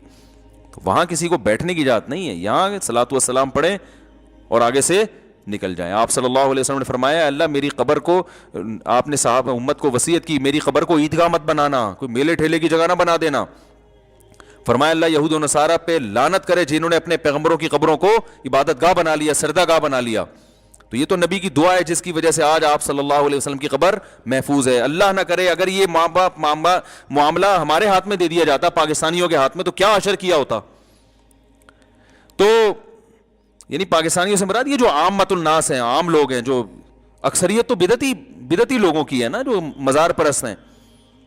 تو پہلا کام یہ کروں گا. دوسرا کام میں سب سے پہلے یہ کروں گا کہ بارات کے کھانے پر کیا لگاؤں گا؟ پابندی. بیٹیوں کو بوجھ نہ سمجھیں. جہیز پر انکوائری ہوگی کہ دیکھو کس، یہ جو تیرے اندر یہ بیڈ ہے تیرے باپ نے تجھے دیا تھا. یہ دامادوں کے یہاں نا پولیس جائے گی انکوائری، ایجنسی کے لوگ جائیں گے انکوائری کے لیے. جس کے ہاں شادی ہوئی ہے انکوائری ہوگی کہ جس بیڈ پہ کمبخت تو بیٹھا ہوا ہے، تیری شادی ہوئی ہے نا کل؟ ہاں سر میری پرسوں شادی ہوئی تھی. اچھا پرسوں ہوئی تھی، سوری میں سمجھا تھا کل ہوئی تھی. ایسے انکوائری ایسے ہی ہو رہی ہوتی ہے نا. پرسوں آپ کی شادی ہوئی تھی، کل آپ کی رخصتی ہوئی تھی، تو یہ جو ڈبل بیڈ ہے یہ تیرے باپ سے تجھے وراثت میں ملا تھا؟ یہ تو نے اپنے پیسوں سے خریدا؟ کہاں سے آئی؟ سر یہ میں نے اپنے پیسوں سے خریدا ہے. کیا دلیل ہے بھائی؟ رسید دکھا. تو وہ کوئی بھی انکوائری کا طریقہ ہو سکتا ہے. اگر یہ ثابت ہو گیا نا کہ یہ جہیز میں آیا ہے تو پھر پولیس والوں کو ایک لفظ یعنی وہ میں ورڈنگ خود بتاؤں گا کہ اس کو بولنا تجھے شرم نہیں آتی کمبخت، پہلی رات کو بھی بیوی کو اپنے بستر پہ نہیں سلا سکا. وہ بستر بھی وہاں سے آ رہا ہے سسر کے گھر سے. شرم نہیں آتی؟ غیرت بھی تو کوئی چیز ہوتی ہے یار. دلہن پہ تو آدمی خرچ پہلی رات تو لوگ دلہن کو گفٹ دیتے ہیں. کمبخت بیڈ بھی اس کے گھر سے لے آیا تو اٹھا کے یار. بیڈ اس کے گھر سے اٹھا کے لے آیا. صوفے کمبخت اپنے دوستوں کو بیوی کے صوفے پہ بٹھائے گا. شرم نہیں آتی؟ جن پلیٹوں میں کھانا کھلا رہا ہے مہمانوں کو، ڈنر سیٹ کہاں سے آیا؟ یہ وہاں سے لے کر آیا ہے. تو اس کو شرم دلا کے نا غیرت سے مرے گا نہیں. غیرت سے بتا دوں ہوگا کچھ بھی نہیں، کچھ بھی نہیں ہوگا. مسئلہ سارا یہ ہوگا جو پولیس والا جائے گا وہ بھی تو یہی کر رہا ہوگا نا. اس نے کون سا کوئی جہیز نہیں لیا ہوگا. تو مسئلہ یہ آوے کا آوا ہی بگڑا ہوا ہے. تو یہ بڑا خاندانی نظام بنانا پڑے گا اس کے لیے. تو بہرحال کوئی کیس ہونا چاہیے جہیز ویز پہ. بھائی جس نے جہیز لیا اریسٹ اندر. تو جب تک یہ حکومت کنٹرول نہیں کرے گی یہ چیزیں کنٹرول نہیں ہوتی. تو بھائی جب تک آپ کے ہاتھ میں حکومت نہیں آتی ٹھیک ہے. تو جہیز پہ پابندی، بارات پہ پابندی. جہاں کھانا ہو رہا ہے یہ کھانا کھلا کون رہا ہے؟ لڑکی والے کیوں کھلا رہے ہیں بھائی؟ تم زیادہ فنٹر بننے کی کوشش کر رہے ہو. آپ صلی اللہ علیہ وسلم سے زیادہ سخی بن رہے ہو. تو آپ نے تو اپنی نکاح پہ ولیمہ کیا ہے. ولیمہ پیغمبروں کی سنت ہے. بارات تو اس عربی میں بارات کا لفظ ہی نہیں ہے. اتنی فصیح و بلیغ زبان کے باوجود بھی یہ لفظ ہی نہیں ہے. تو یہ بڑی معاشرے میں جو ہے نا اس کی ضرورت ہے. یہ تو حکومت کر سکتی ہے. حکومت تو نہیں کرے گی. وہ تو کرنے کے کام نہیں کر رہی. جو نہیں کام کرنے کے وہ کر رہی ہے. وہ تو ہمیشہ سے حکومتوں سے تو ان سے تو زیادہ توقعات لگانی نہیں چاہیے نا. حکومت تو جو اچھے کام کرے بس اپریشیٹ کرنا چاہیے, یہ والا کام آپ نے بہت اچھا کر لیا ہے, اچھے پھر بھی نہیں ہیں آپ. آپ نے یہ, میں بھی جب کبھی حکومت کی تعریف کرتا ہوں نا تو میں یہ کہتا ہوں یہ کام گورنمنٹ نے بڑا اچھا کیا, بس اس حد تک. یہ کبھی میں نے نہیں کہا کہ گورنمنٹ بہت اچھی ہے, یہ میں اتنی بڑی ذمہ داری کی, یہ بھی نہیں کہتا کہ گورنمنٹ بہت گندی ہے. بھائی یہ اچھی بری کی ٹھیکہ ہم نے تھوڑی لیا ہوا ہے, تو اللہ بتا دے گا کون اچھا. ہم تو یہ کہہ سکتے ہیں یہ والا کام کیا ہے, بہت اچھا. تو اس کی وہ ایک لطیفہ اکثر میں سناتا رہتا ہوں, دوبارہ سنا دیتا ہوں. تو جب میں تعریف کیا کروں نا فلاں وزیر اعظم نے یہ تقریر بہت اچھی کی ہے, یہ فلانا کام بہت اچھا کیا, تو مطلب ہوتا ہے یہ کام بہت اچھا ہے. باقی خود کون بہت اچھا ہے نہیں ہے یہ تو اللہ آخرت میں فیصلہ کرے گا, ہمیں کیوں فتویٰ کسی پہ لگائیں کون اچھا کون برا. اچھا بھی ہو سکتا ہے برا بھی ہو سکتا ہے. تو وہ ایک آدمی تھا نا, اس کی بیوی اس کو اچھی نہیں لگتی تھی. تو ایک دن بیوی بڑی سج دھج کے آئی کہ آج تو میں اپنے میاں کو اچھی لگوں گی. بڑا زیور پہنا اور اس نے بڑے شاندار خوبصورت کپڑے پہنے, دوپٹہ بھی بڑا اچھا. تو بیگم سے کہہ رہی, شوہر سے کہہ رہی ہے بیگم کہ یہ میرا دوپٹہ کیسا, کہہ رہے بہت اچھا بھائی, ویل ڈن, بڑا زبردست. اور بیگم یہ چوڑیاں یہ بھی تمہاری بڑی اچھی ہیں, ساڑی بھی بڑی اچھی پہنی ہوئی ہے, ایک ایک چیز کی تعریف کر, میک اپ بھی بڑا اچھا. کہتا ہے پھر اچھی پھر بھی نہیں لگ رہی, ساری چیزیں اچھی ہیں مگر تو اچھی پھر بھی نہیں لگ رہی. تو گورنمنٹ تو اکثر اچھی کہاں ہوتی ہیں, کام کچھ اچھے کر لیتی ہیں تو اس میں کہہ دینا چاہیے. تو اللہ کرے کچھ اچھا کام گورنمنٹ یہ کر لے, جہیز پہ پابندی لگا دے. اور بارات, اب دیکھو 12 بجے لائٹیں بند ہونے کا کہا تھا کہ 12 بجے کے بعد, لیکن کھل رہے ہیں ہال 12 بجے کے بعد بھی کھل رہے ہیں, 1-2 بجے تک چل رہے ہیں. وہ پولیس والے آتے ہیں, کچھ پیسے ان کے ہاتھ میں رکھے, 12 بجے انہیں لائٹ بند کی, 5 منٹ بعد دوبارہ لائٹ آن ہو گئی. تو وہی ہے حساب کتاب چل رہا ہے. تو کہاں سے کہاں بات چلے گی, جلدی سے بات کو سمیٹ کے ختم کرتا ہوں. دیکھو وہ برائیاں جس میں کلچر آپ کے خلاف جا رہا ہے اس میں بڑا, کیونکہ انسان خاندان سے کٹ رہا ہوتا ہے پھر, تو اصل آزمائش یہاں پہ شروع ہوتی ہے.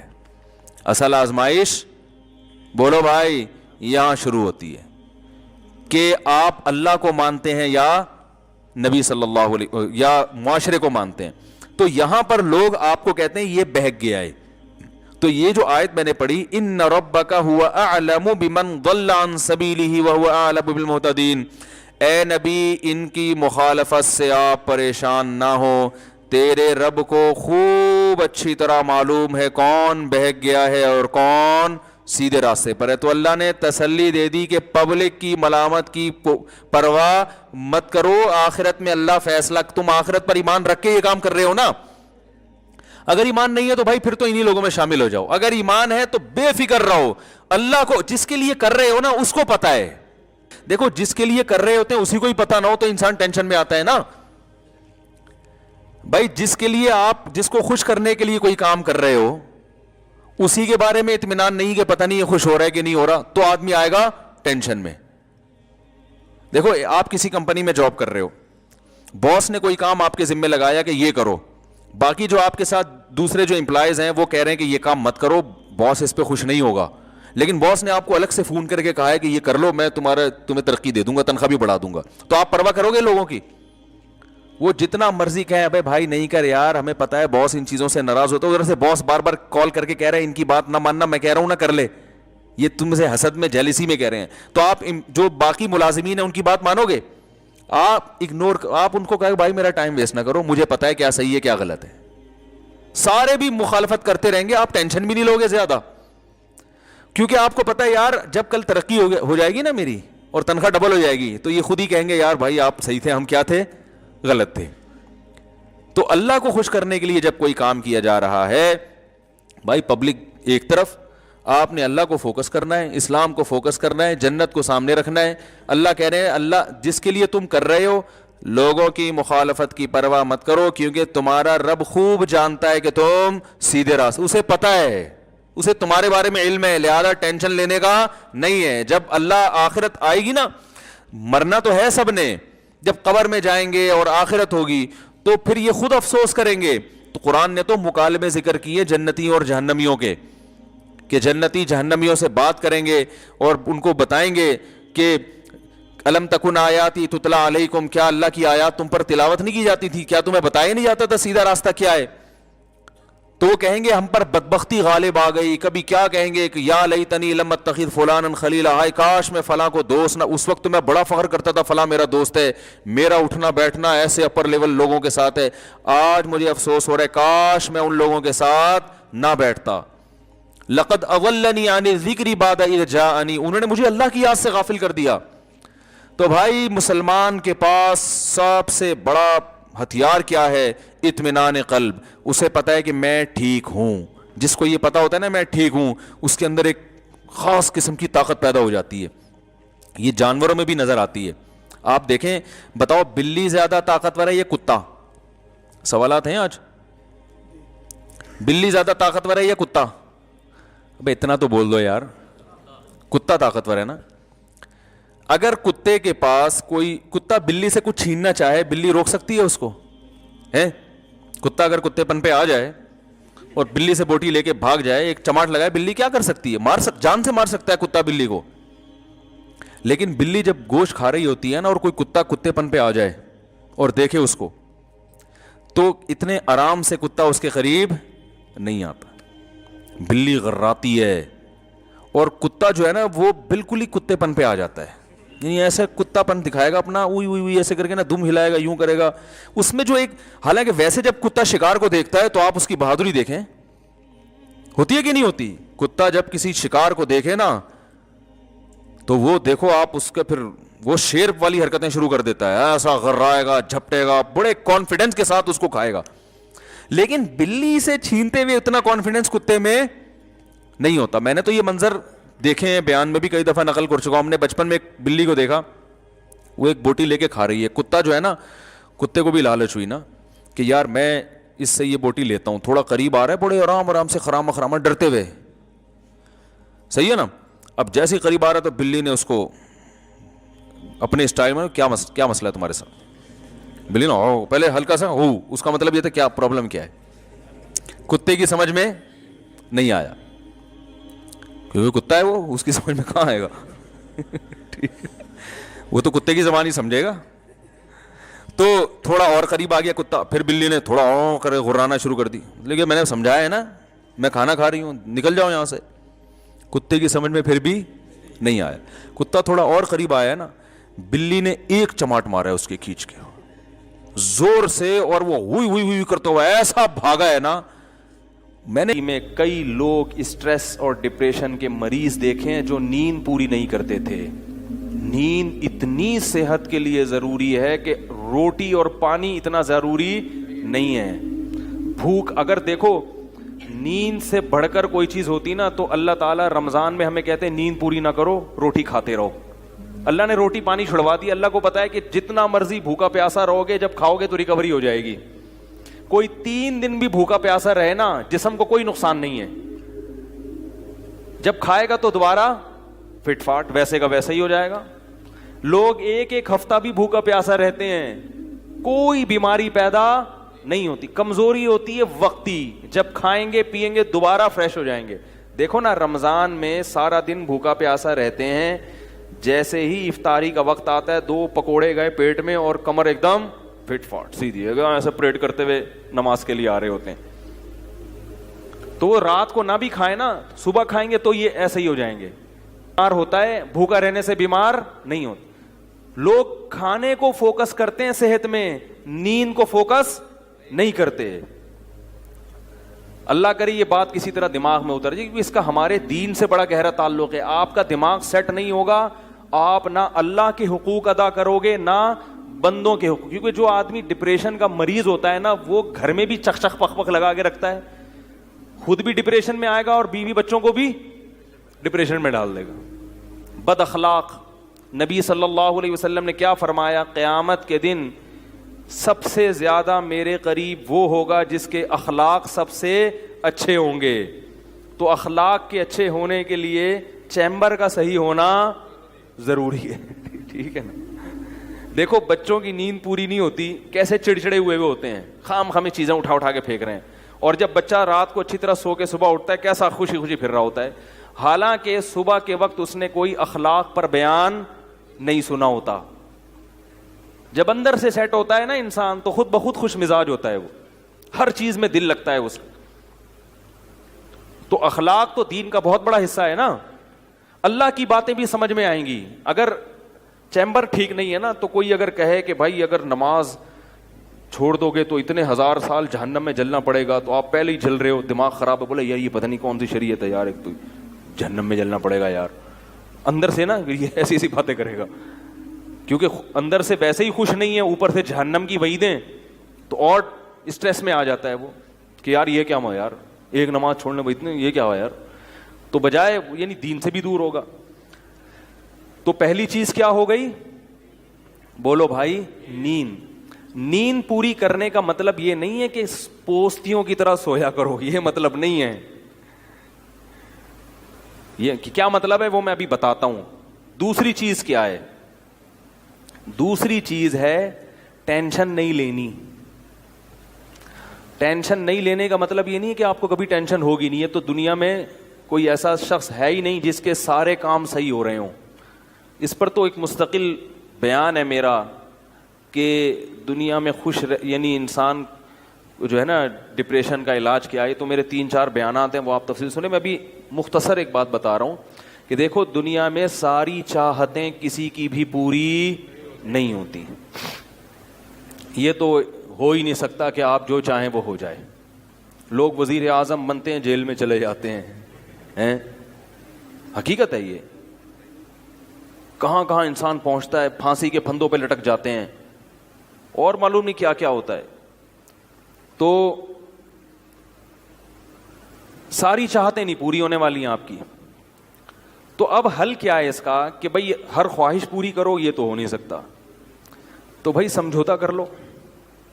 کیا خیال ہے, جب بھی کوئی مصیبت آئے پہلے تو کوشش کرو مصیبت نہ آئے. اپنی حماقتوں ایسی کام نہ کرو جس سے ٹینشن والا معاملہ پیدا ہو. میں نے بتایا تھا نا جمعے کے بیان میں, لڑکیوں سے دوستی لگانا, یہ چیزیں آپ کی ٹینشن میں اضافہ کریں گی, کمی نہیں کریں گی.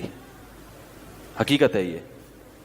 تو یہ چرس پی رہا ہے, چرسیوں میں اٹھ رہا بیٹھ رہا ہے, چرس پینے سے ٹینشن بڑھتی ہے, کم نہیں ہوتی. جب نہیں ملے گی تو پاگل ہوگا نا. تو وہ کام, ایسے کام کرنا جس سے آپ غریب آدمی ہو لیکن رہنا آپ نے مالداروں کے علاقے میں شروع کر دیا, اس سے ٹینشن بڑھے گی, احساس کمتری کا شکار ہو جاؤ گے. یار اس کے پاس بھی گاڑی, یار اس کے پاس کرولا, میرے پاس رکشا, خام خا کی. تو آپ کو چاہیے تھا کہ جب آپ رکشا ہے تو ایسے علاقے میں جاؤ جہاں سب کے پاس کیا ہے, رکشا ہے.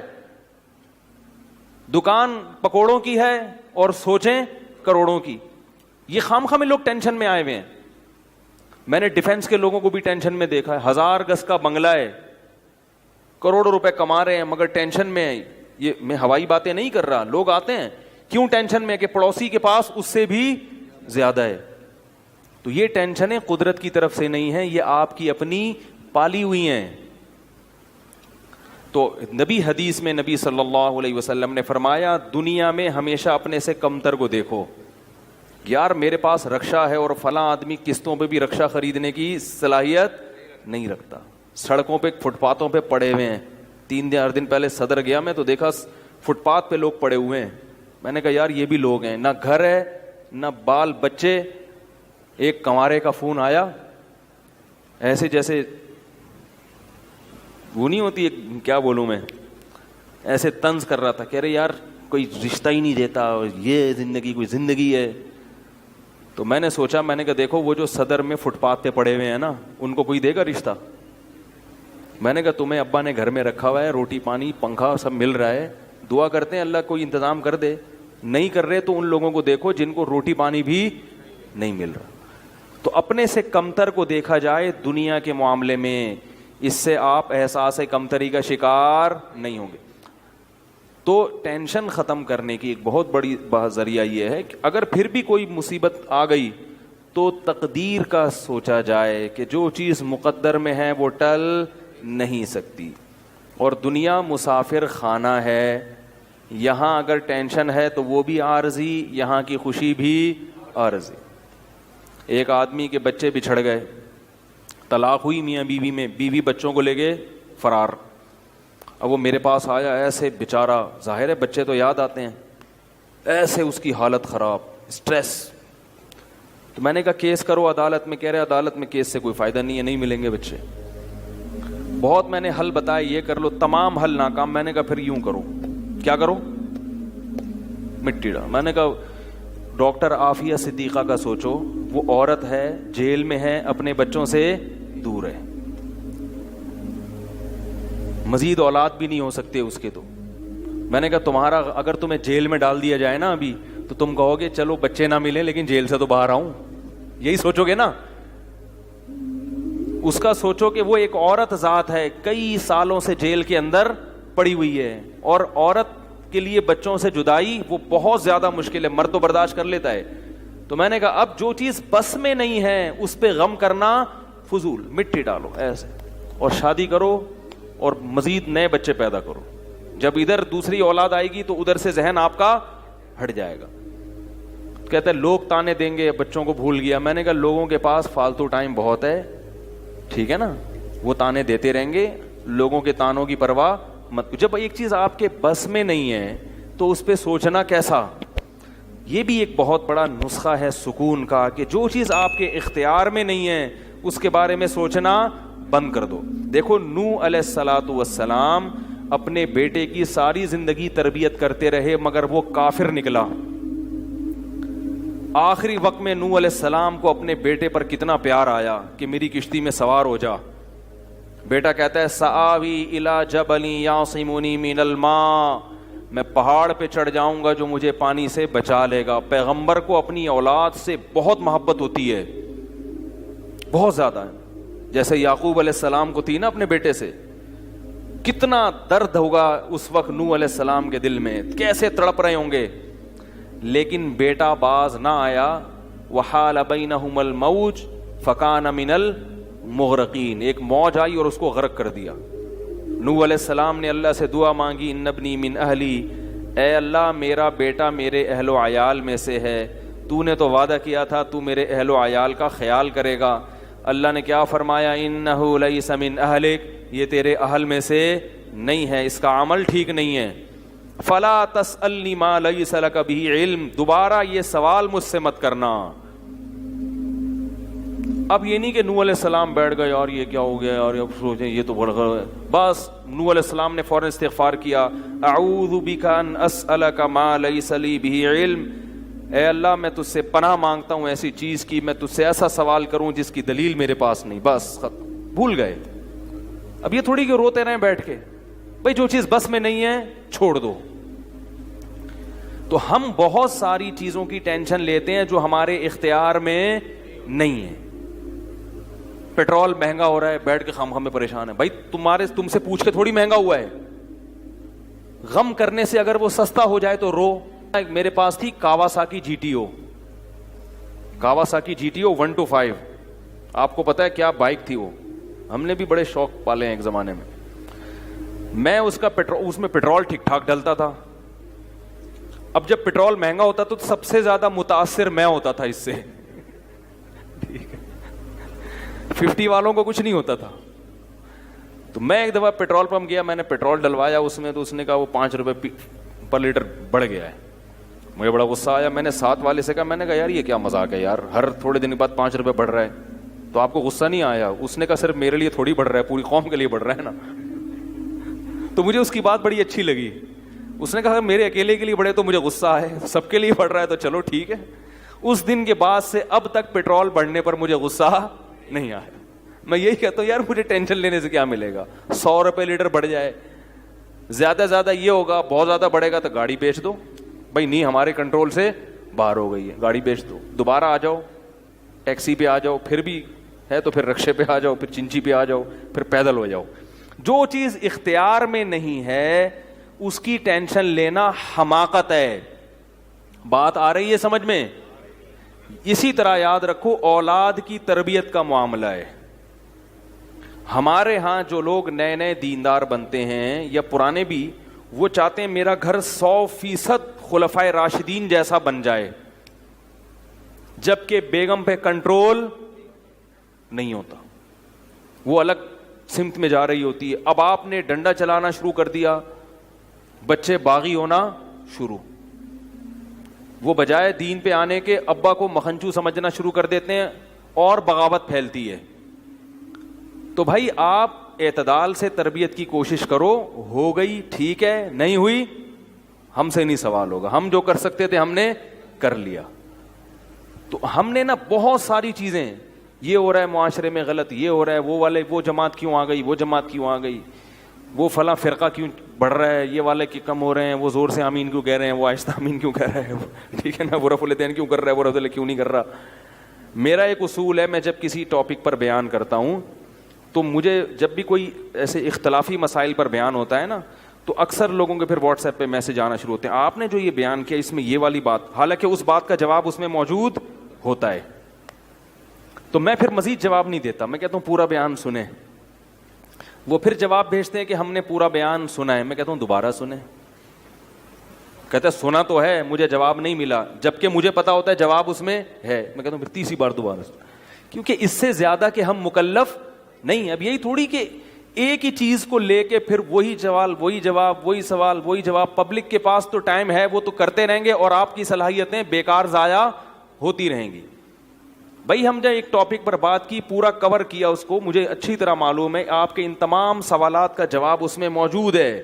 اب بار بار سوال کرو گے تو ہم نئے سرے سے جواب دے کے ٹائم ضائع, یہ ٹینشن ہے خام خواہ کی کیوں پالیں. ٹینشن پتہ ہے کیا ہوتی ہے, ٹینشن یہ ہوتی ہے کہ یار اتنی تفصیل سے میں نے بیان کیا پھر بھی لوگوں کی سمجھ میں نہیں آ رہا, ہائے یہ کیا یار, یہ کیا ہے. اس سے آپ خام خواہ میں آپ کے سر کے بال غائب ہوتے رہیں گے. تو ہم یہی کہیں گے, اے اللہ ہم سے جو ہو سکا تھا ہم نے کر دیا. اب سمجھ میں آنا سمجھانا کس کے بس میں ہے, اللہ کے بس. نبی کی بات سب کی سمجھ میں نہیں آئی, اور اللہ تعالیٰ نے نبی کو کتنی تسلی دی ہیں قرآن میں. نبی کو بار بار کہا کہ آپ جو سمجھا رہے ہیں پھر بھی یہ نہیں سمجھ رہے تو ٹینشن نہ لیں. کیوں؟ نبی کو اگر زیادہ ٹینشن ہوگی تو کام کون کرے گا. قرآن میں سینکڑوں آیتیں ہیں جو صرف تسلی پر مبنی ہیں, جن میں نبی کو کیا دی جا رہی ہے, تسلی. لعلک باخع نفسک علی آثارہم, کہیں ایسا نہ ہو کہ ان کی ہدایت کے پیچھے آپ کی جان ہی ہلاک ہو جائے, یعنی غم سے. کیونکہ نبی صلی اللہ علیہ وسلم حیران ہوتے تھے کہ ان کو میں نے معجزے بھی دکھا دیے, اور میں نے بتایا کہ یہ بت ہیں جن جو نہ سن سکتے ہیں, نہ دیکھ سکتے ہیں, نہ بول سکتے ہیں, ہر طرح سے سمجھا دیا, ٹھیک ہے. اور میری 40 سالہ زندگی بھی انہوں نے دیکھی کہ زندگی میں کبھی میں نے جھوٹ نہیں بولا, امین اور صادق مشہور ہوں. اور یہ پیغمبروں کا انتظار بھی کر رہے تھے کہ ایک نبی آنے والا ہے. سب چیزیں ہو گئیں پھر بھی نہیں مان رہے, تو ٹینشن تو ہوتی ہے نا. تو قرآن نبی کو کیا کہہ رہا ہے کہ مزید ٹینشن لیں؟ نہ قرآن ٹینشن کیا کر رہا ہے, کام. نہ ٹینشن نہ لیں, ٹینشن نہ لیں. انت علیہم بمسیطر, آپ ان پر نگہبان نہیں ہیں, داروغہ نہیں ہیں, گن پوائنٹ پہ نہیں لائیں گے آپ کسی کو, آپ سے سوال نہیں ہوگا. آپ بلغ ما ارسل الیک من ربک, آپ کا کام ہے پہنچانا. یہاں تک کہ اپنے سگے چچا ایمان نہیں لے کر آ رہے, جنہوں نے آپ کو پالا بچپن سے. چلو وہ تو دشمن تھے, وہ ایمان نہ لائیں تو انسان صبر کرتا ہے, یہ تو دشمن ہے. اپنے سگے چچا جنہوں نے بچپن میں پالا, کفالت کی آپ کی, 3 سال رسول اللہ صلی اللہ علیہ وسلم کا بائیکاٹ کیا ہے قریش نے, کھانا پینا بند کر دیا, شعب ابی طالب کی گھاٹی میں بند کر دیا بنی ہاشم کو, کہ ان کا 3 سال تک کوئی لنک نہیں ہوگا ان سے, تاکہ یہ رجوع کریں اپنے دین سے. ابو طالب بھی آپ صلی اللہ علیہ وسلم کے ساتھ اس گھاٹی میں بند ہوئے, ایمان نہیں لائے مگر اپنے بھتیجے کا ساتھ دیا. اتنے اچھے چچا لیکن ایمان نہیں لائے. کیسا نبی کا دل کڑتا ہوگا کہ نہیں ہوگا. موت کے وقت آ کے نبی نے کہا کہ ایک دفعہ کلمہ پڑھ لیں تاکہ قیامت کے دن آپ کی بخشش کر سکوں, سفارش کر سکوں, آپ کی اللہ سے بخشش کی دعا کر سکوں. کیسا دل مچلتا ہوگا نا. ابو طالب کو خیال آیا کلمہ پڑھنے کا. قریش کے جو سردار تھے انہوں نے ابو طالب کو دیکھنا شروع کر دیا کہ کلمہ, کتنا غصہ آیا ہوگا نبی کو ان سرداروں پہ کہ میرا چچا جس نے میری اتنی کفالت کی, مجھ سے اتنی محبت کی, آج وہ میرے سامنے جہنم کی آگ میں داخل ہو رہا ہے اور یہ کمبخت کھڑے ہوئے اس کو ورغلا رہے ہیں. ابو طالب نے چند اشعار کہے کہ اگر مجھے یہ ڈر نہ ہوتا کہ کہ عرب کہیں گے کہ ساری زندگی اسلام نہیں لایا، موت کے وقت موت کے ڈر سے باپ دادا کا دین چھوڑ دیا،